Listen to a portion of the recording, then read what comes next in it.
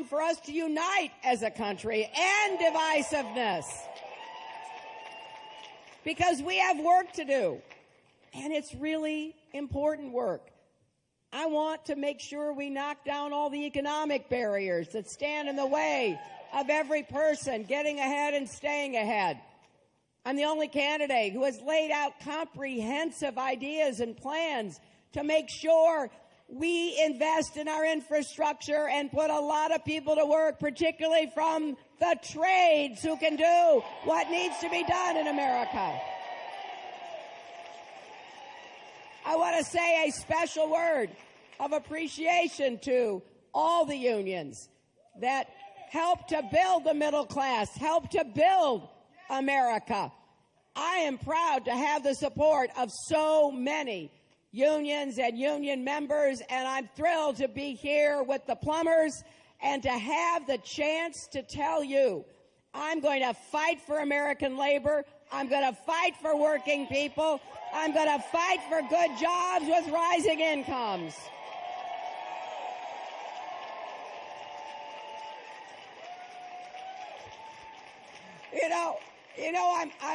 I'm always being told that when I talk to you, I should talk in a very calm and measured voice, and I should not get carried away with my intense feelings about what is going on in the country. So I do try to remind myself of that and try to lower the volume when I remember. But I am so worried about our country and what could happen if we don't band together to elect a president who can represent all of America.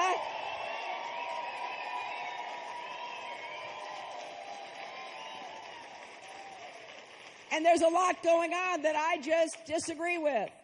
I don't understand why the Republicans won't invest in infrastructure. We have work to do. Our roads, our bridges, our tunnels, our ports, our airports, we're falling behind the rest of the world. And what we can't see, like our water pipes and our sewer systems, those are causing real problems. We all know about Flint, Michigan. There's a lot of other places that are having problems with their water supply. What is more fundamental than guaranteeing clean water for people to drink and bathe in and wash food in and feel safe about? So I want us to put millions of Americans to work. I also want us to invest in advanced manufacturing, because I know we can bring jobs back and create jobs right here. And I believe if we change the incentives in our tax code to recruit jobs here, and we penalize those companies that are shipping jobs out, especially if they have received government money from you and me. Like what Nabisco is doing right now. They had a predecessor company that got all of the benefits to build up their company here. Now they're taking 600 jobs away. We're going to make companies like that pay an exit fee. They're going to have to pay, and then we'll take the money and put it into the communities that they are leaving behind.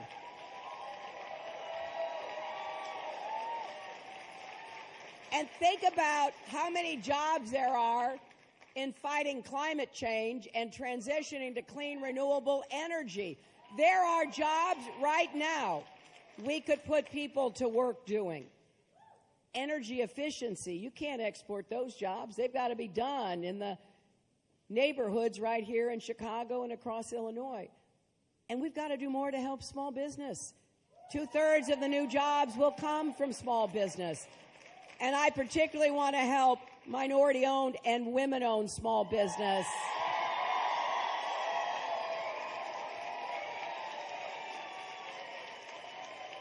And pay particular attention to young people who want to start small businesses.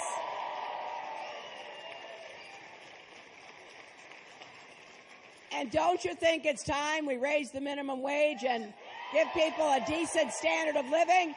And how about guaranteeing equal pay for women's work? Now, everything I've just said, the Republicans disagree with. They don't believe we need to make these investments in infrastructure, in advanced manufacturing, in clean energy, or that, women should get paid equally or people should get a higher minimum wage. I want you to remind folks between now and when the polls close that we've had 2 Democratic presidents in the last 35 years. And you know what the facts show? The facts show our economy does better when we have a Democrat in the White House.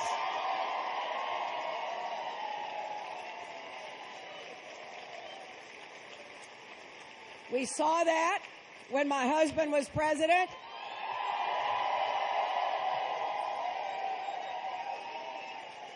$23 million new jobs, and incomes went up for everybody, not just people at the top. The median family income in America went up 17%, and the median African American family income went up 33%. And there's nothing like a good job to put you on the path to the middle class and beyond. And we also lifted more people out of poverty than at any time in decades.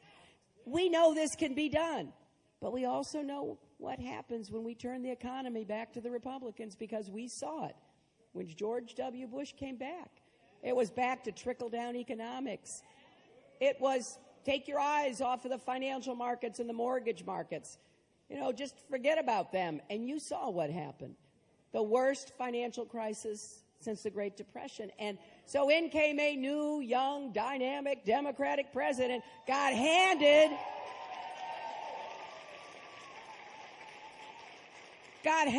the worst mess you could imagine. We were losing 800,000 jobs a month. 9 million Americans lost their jobs. 5 million homes were lost. Now, this is not ancient history, and I don't want people to forget it. Folks who get excited by the rhetoric and the demagoguery on the Republican side need to be reminded that they are George W. Bush on steroids. Their economic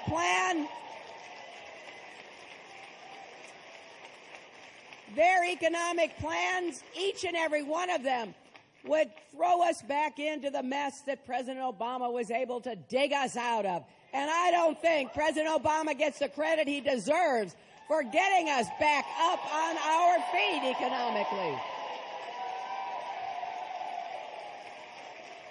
There is no doubt in my mind the biggest issue in this campaign is going to be the economy. Who has the best idea for new jobs? Who can get incomes rising? And I can tell you this, I look forward, if I'm so fortunate enough to be the nominee, debating against any one of the Republicans on what the economy deserves to have.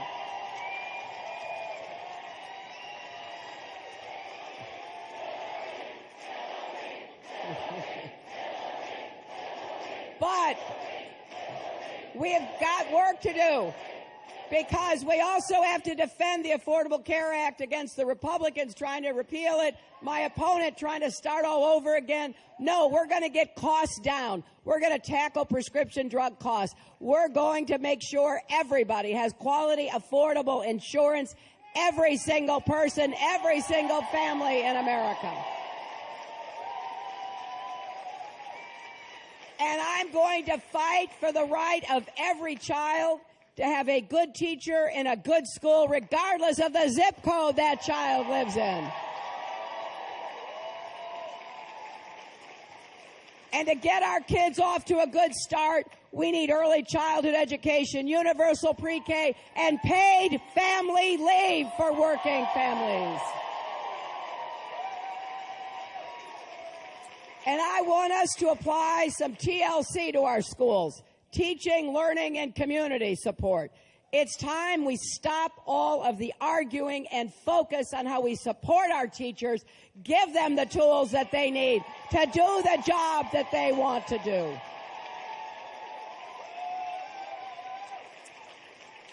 And we are going to do everything we can to reform the criminal justice system to make sure every person is equal before the law. We are going to fight for comprehensive immigration reform with a path to citizenship.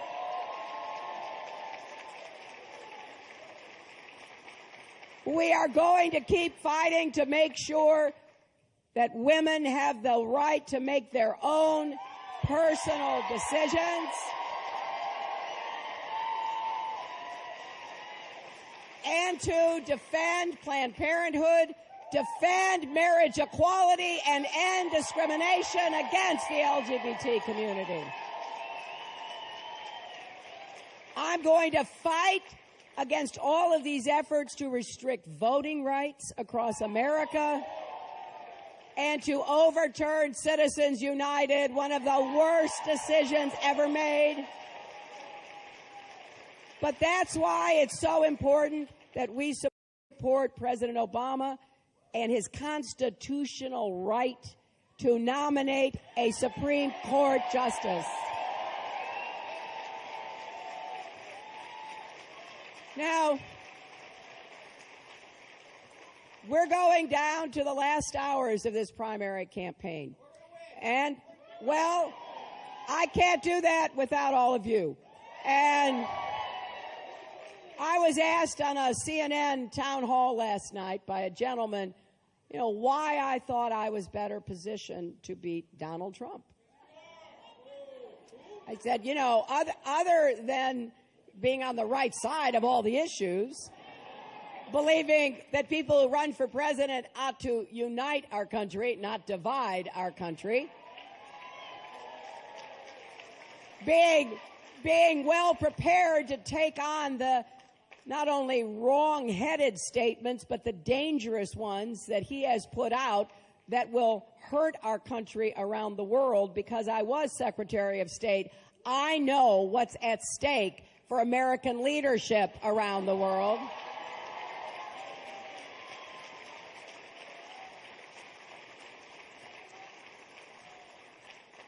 So I think that we'll be ready, but we can't have that opportunity unless we get the nomination. And that's why this election tomorrow is so crucial. I know people here have been working really hard. I thank everybody individually, organizationally, but do not rest. I mean, if there's an L stop you can go to, if there's a phone call you can make, if there's a door you can knock on, if there's a person you can convince, please do everything you can in the next 24 plus hours so that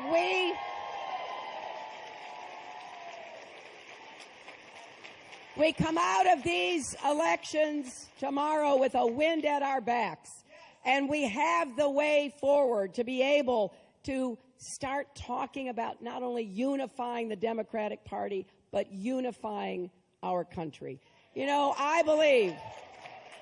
I believe with all my heart that the most important job of being president is to knock down those barriers so that every person, especially our children, have the chance to live up to their God-given potential. It really is, for me, a mission. I've said over and over again, I went into service and advocacy when I got out of law school. I went to work for the Children's Defense Fund. I never thought I'd be standing in front of anybody saying, hey, vote for me for president. That is not what I thought I would be doing. What I thought I would do is what I still want to do.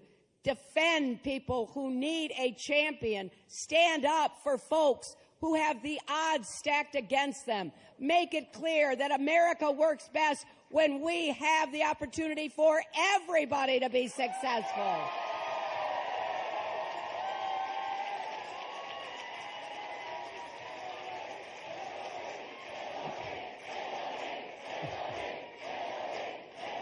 So, my friends, I need your help, and I will be always grateful for it. I do know my way around Chicago and Illinois. I'm leaving here in a little while to go down to Springfield.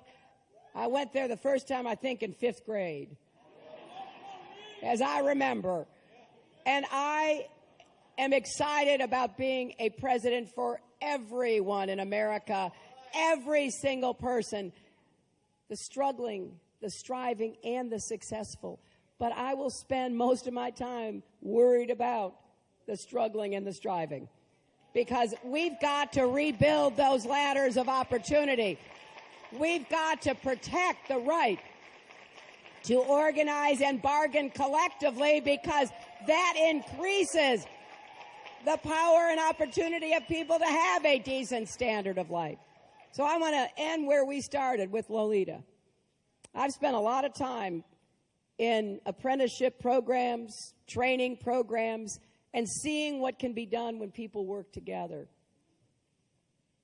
And so when I see a young woman like Lolita, who, as she said, came from humble beginnings, having the chance to acquire a skill and then put that skill to work for a better future for herself and her family, that's what we're supposed to be doing for each other. I was in Marion, Ohio yesterday. There are 60,000 jobs in Ohio right now for skilled labor, for plumbers, machinists, electricians, laborers, carpenters. We've got to do a better job of helping and persuading more people to go into the skilled trades. And I want to be the best partner that the trades have ever had in the White House.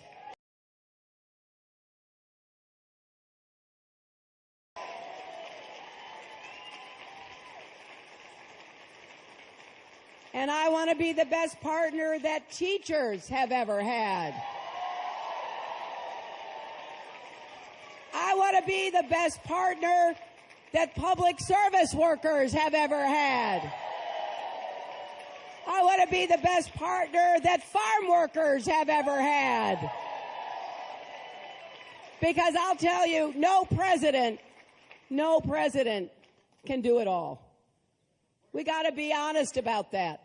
We need leadership and citizenship. We need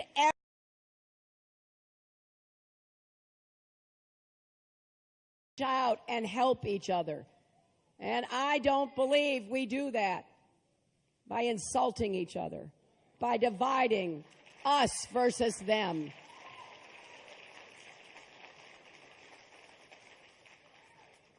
So if you will, vote for me and stand with me tomorrow. I will stand with you. I will fight for you. I will do everything I can to make sure that this upcoming and every St. Patrick's Day is a really happy day for working folks in America. Thank you, and God bless you. This is my